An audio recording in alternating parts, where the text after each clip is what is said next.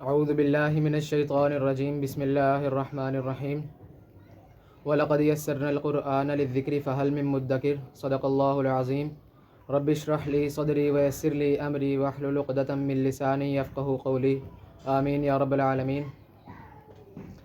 اس سے پہلے ہم نے حرکت اور اعراب کا فرق پڑھا اسم کو پڑھنے کے لیے، تو آج ہم اسم کی تعریف اور اس کی پہچان پڑھیں گے عربی کے لحاظ سے۔ اسم کی تعریف ہم بچپن سے سنتے آ رہے ہیں، کسی بھی شخص، چیز یا جگہ کے نام کو اسم کہا جاتا ہے۔ بالکل اسی طرح عربی میں بھی اگر ہم دیکھیں تو اسم کے تعریف کے لحاظ سے دو جز بنتے ہیں، پہلا ذاتی نام اور دوسرا صفاتی نام۔ ذاتی نام اور صفاتی نام۔ اب ذاتی نام کسے کہتے ہیں؟ ذاتی نام ایسا نام کہ ہم کسی شخص، چیز کا نام لیں تو اس کی شکل، اس کی تصویر یا اس کا ڈھانچہ ہمارے ذہن میں آ جائے، وہ ذاتی نام کہلاتا ہے۔ مثال کے طور پہ میں بولتا ہوں پین، تو اس کی ایک شکل، اس کا ڈھانچہ میرے ذہن میں آ جاتا ہے۔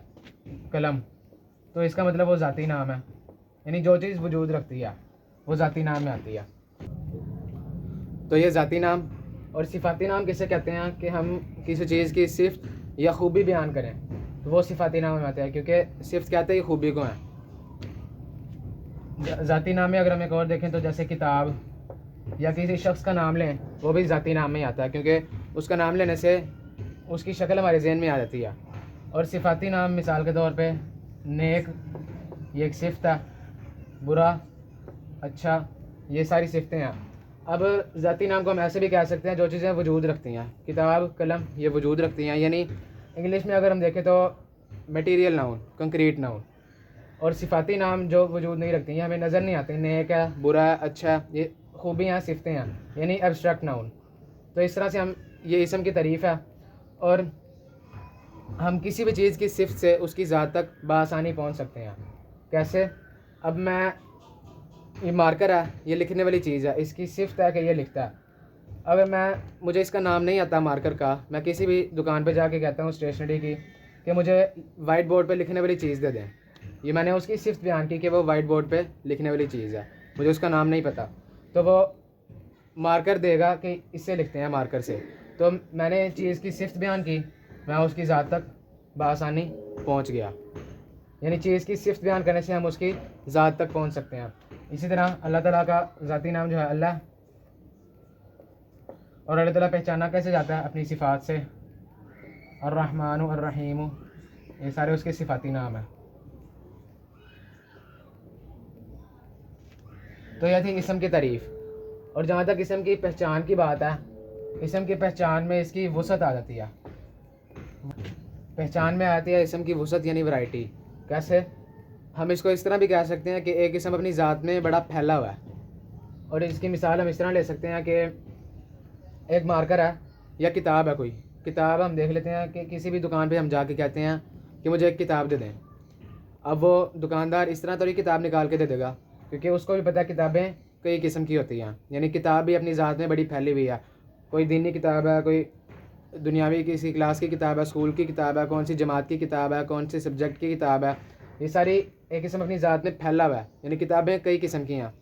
ہم صرف یہ کہہ کے کتاب تک نہیں پہنچ سکتے کہ ہمیں کتاب چاہیے، ہم اس کا جب تک مکمل نام نہیں بتاتے، یعنی جب ہم اسم کی وسعت کی بات کرتے ہیں اسم کی پہچان میں، تو ہمارے سامنے جیسے میں نے کتاب کا نکرہ چیزیں آتی ہیں، یعنی عام چیزیں آتی ہیں، نکرہ۔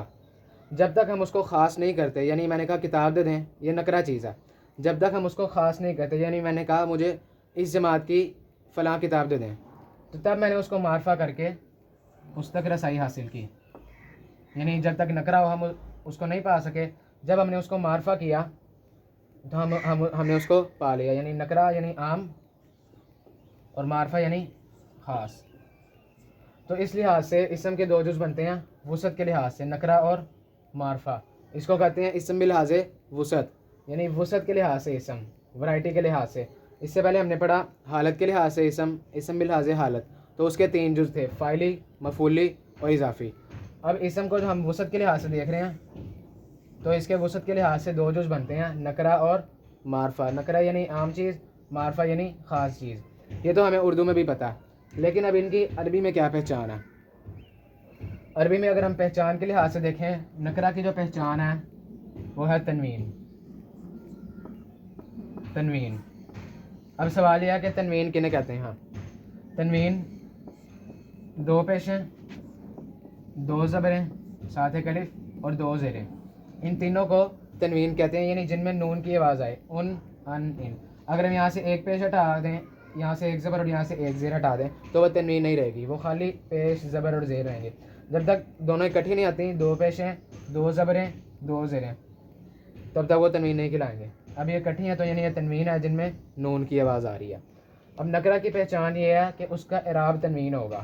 اعراب پھر سے آ گیا، یعنی اعراب ہم نے پڑھا تھا کسی بھی لفظ کے آخری حرف پر جو بھی حرکت آئے وہ اس کا اعراب کہلاتی ہے.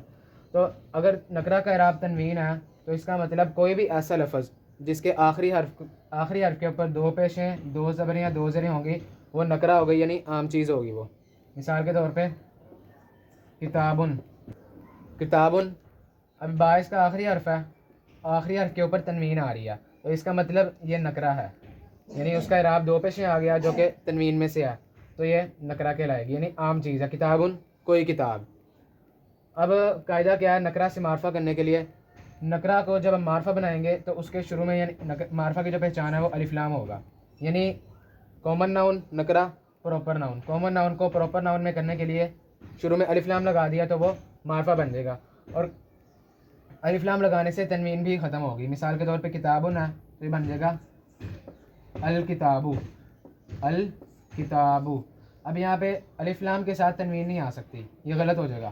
یا تو الف لام آئے گا یا پھر تنوین آئے گی، دونوں اکٹھے نہیں آ سکتے. تو الکتابو یہ معرفہ ہے، یعنی خاص کتاب ہے. کتابن یہ نکرہ ہے، یعنی کوئی عام کتاب ہے. تو یہ الکتابو الف لام معرفہ کی پہچان ہے، اور نکرہ کی پہچان اس کا اعراب تنوین ہوگا، یعنی آخری حرف کے اوپر دو پیشیں، دو زبریں یا دو زیریں، ان تینوں میں سے کوئی ایک چیز آ جائے تو وہ نکرہ ہوگی.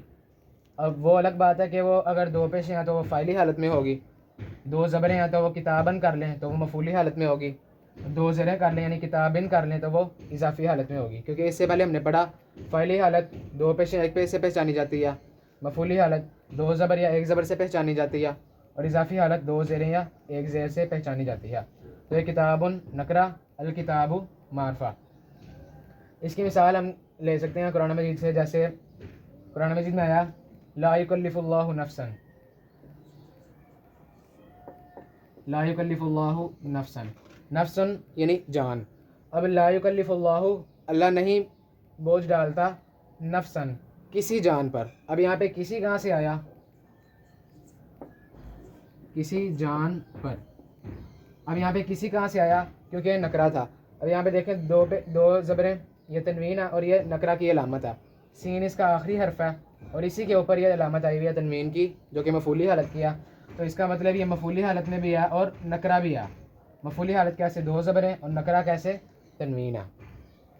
تو کسی جان پر، اب یہ کسی جان پر نکرہ کی وجہ سے آیا. لا یکلف اللہ، نہیں اللہ بوجھ ڈالتا، نفسن کسی جان پر، کسی نکرہ کی وجہ سے آیا. تو یہ تھا اسم بلحاظ وسعت.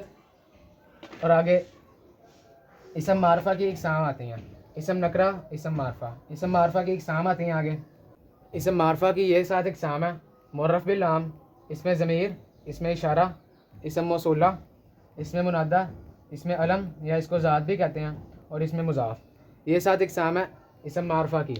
اب معرف باللام کسے کہتے ہیں؟ معرف باللام ہم نے نکرہ سے جو معرفہ کرنے کے لیے الف لام والا قاعدہ پڑھا، یعنی کتابن تھا، کتابن، اس کو جب ہم نے معرفہ کیا تو الف لام لگ گیا، الکتابو. اب یہ جو نکرہ سے معرفہ کرنے کے لیے الف لام والا قاعدہ لگا، اسی کو معرف باللام کہتے ہیں. یہ معرف باللام ہی ہے. آگے اسم ضمیر، ان کی ہم زیادہ تفصیل میں نہیں جاتے کیونکہ آگے ان کو ہم مزید تفصیل سے پڑھیں گے. تو ضمیر میں ہم پروناؤن کہتے ہیں ضمیر کو. اس میں ہو اور ہا آ جاتی ہے، مذکر کی ضمیر ہو اور مؤنث کی ضمیر ہا. اشارہ یہ اور وہ، یہ اشارے ہیں، ہاذا یا ذالکا. موصولہ یہ لفظوں کو یا جملوں کو جوڑنے کے لیے استعمال ہوتا ہے، جس طرح اردو میں ہوتا ہے جو، جسے، جو کوئی.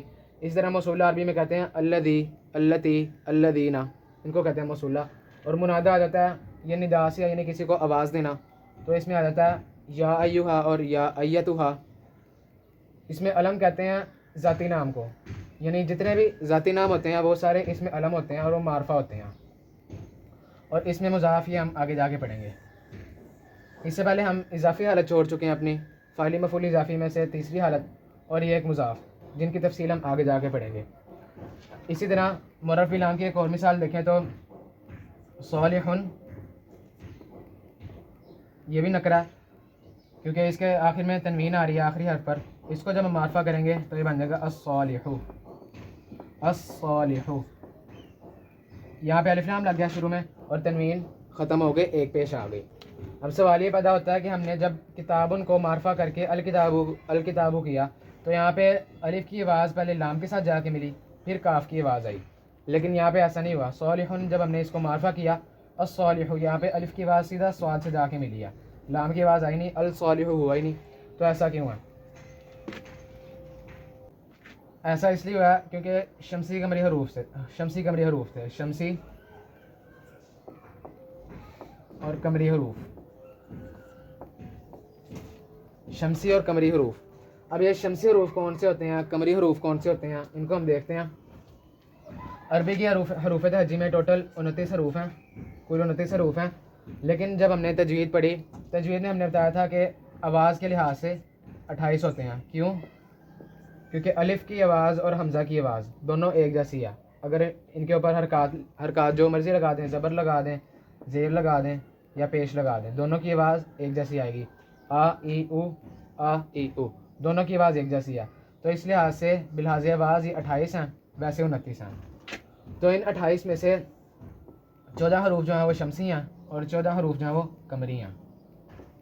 اب وہ حروف کون کون سے ہیں؟ جو قمری حروف ہیں وہ ایک عبارت میں ہیں، حق، کا، خوف، عجب، غم، ہے۔ یہ کل 14 حروف ہیں ایک عبارت میں، 1 2 3 4 5 6 7 8 9 10 11 12 13 اور 14، یہ 14 حروف ہیں اور یہ سارے قمری حروف ہیں۔ اور ان کے علاوہ باقی جتنے بھی 14 ہیں وہ سارے شمسی حروف ہیں۔ وہ کون کون سے ہیں؟ وہ دال سے لے کے، اگر ہم 10 حروف گنے، دال زال، را زا، سین شین، صاد ضاد، طا ظا، یہ 10 حروف گنے ہم، دال زال سے لے کے سیدھا طا ظا تک، یہ 10 حروف بنتے ہیں۔ اور ان سے پہلے اگر ہم لگا دیں تا اور ثا، یہ ہو گئے 12، اور آخر میں لگا دیں لام اور نون، یہ سارے ہیں شمسی حرف۔ اگر یہ یاد رکھنے میں مشکل ہوتی ہے تو آپ اسی طرح یاد رکھیں کہ قمری حروف کا جو جملہ وہ ہے حق، کا، خوف، عجب، غم ہے، ان کے علاوہ جتنے بھی ہیں وہ سارے شمسی حروف ہیں۔ اب ہم نے یہ پڑھا کہ ایک میں معرفہ کرتے ہوئے لام کی آواز آئی اور ایک میں معرفہ کرتے ہوئے الف لام کی آواز نہیں آئی۔ ایسا شمسی اور قمری حروف کی وجہ سے ہوا تھا۔ کیسے؟ جب ہم نے لکھا کتاب ان سے الکتاب، الکتاب، اور صالح ان سے الصالح، الصالح۔ اب یہاں پہ دیکھیں آپ، کتاب، یہ اس کا پہلا حرف کاف ہے، الف لام معرفہ کرنے کے لیے استعمال ہوا لیکن پہلا حرف اس کا کاف ہے۔ تو آپ یہاں پہ دیکھیں کاف قمری حروف میں سے ہے، یہ اس عبارت میں آ رہا ہے جملے میں کا۔ اب یہ کاف قمری حرف میں سے ہے، اور قاعدہ یہ ہے کہ کوئی بھی لفظ جو قمری حرف سے شروع ہو رہا ہوگا، قمری حرف سے کوئی بھی لفظ شروع ہوگا تو جب معرفہ ہو کے آئے گا اس کا لام پڑھا جائے گا، یعنی الف کی آواز پہلے لام کے ساتھ ملے گی، پھر اس حرف کی آواز آئے گی جو قمری حرف ہوگا۔ تو اس لیے یہاں پہ الکتاب ہوا کتاب ان سے۔ اور دوسری طرف جو شمسی حروف ہیں، اب یہ صاد دیکھیں، صالحن تھا، یہ صاد شمسی حرف ہے کیونکہ اس عبارت میں نہیں آ رہا صاد کہیں پہ بھی، تو اس کا مطلب یہ صاد شمسی حرف ہے۔ اب شمسی حرف کا قاعدہ یہ ہے کہ کوئی بھی لفظ جو شمسی حرف سے شروع ہوتا ہے اور جب وہ معرفہ ہو کے آتا ہے تو اس کا جو لام ہوتا ہے وہ نہیں پڑھا جاتا، اور الف کی آواز ہوتی ہے جو معرفہ کرنے کے لیے الف لگا، اس کی آواز جو ہے وہ شمسی حرف سے جا کے ملتی ہے، یعنی صاد سے، یہاں پہ شمسی حرف جو تھا، اور شمسی حرف اپنے اوپر تشدید لاتا ہے، یعنی شد لاتا ہے۔ تو یہ قاعدہ کہ قمری حرف کا جو لام ہوگا وہ قمری حرف میں الکتاب، الف لام جو ہوگا وہ جزم لائے گا، یعنی پڑھا جائے گا لام، اور شمسی حرف میں جو معرفہ ہو گیا الف لام آئے گا وہ نہیں پڑھا جائے گا۔ اب سوال یہ ہے کہ جب ہم نہیں پڑھتے تو یہ لکھتے کیوں ہیں؟ تو الصالح ہم اس طرح بھی لکھ سکتے ہیں. ایسا کیوں ہوتا ہے کہ ہمیں لام لکھنے کی ضرورت پڑتی ہے؟